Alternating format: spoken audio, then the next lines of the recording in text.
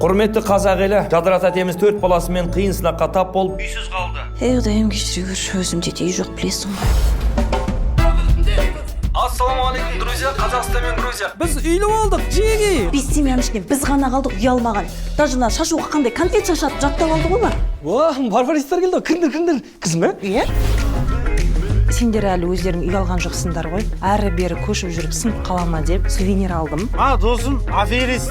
Документ бойынша ажырасып үй алған, екеуі бірге тұрады. Жалғыз басты аналарға үлготымен үй береді екен. Сонда сен маған ажырасайық деп тұрсың ба? Ешкім ештеңе білмейді. Ел жұрт бар емес пе? Ағайын туысқан бар. Мама білсе не болады? енді ЗАГСке барып арыз жазасыздар, сіздерге справка береді. Енді соттың қаулысы шығу керек, алимент бар.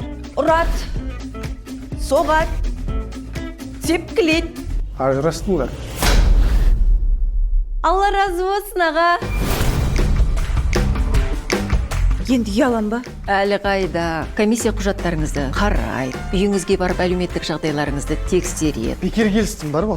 Жүре кел, тығыл. Шай, микрофон естіп қояды ғой. Сен естің ба? Айжан мен Сырым ажырасты ғой. Измена жасады дедім, құмар ойын ойнайды дедім, ұрды деп айтыппын ғой, мә кешірші. Қатын ұрады, еше саған ақыл айтама, сен білесің ба, бытовой насилие екен? Мен білем ғой, мен ұрмаймын ғой. Мен ұрмаймын. Айжан өкінішке орай домашняя насилияның құрбаны. Сырым сияқты оңбағандарды біле жүріңіздер. Достар, Айжанға көбірек қолдау керек. Өтініш, løпіл басып, репост жасайық. Болды, ойын бітті. Тоқтат бәрін, өтірік екен мойында.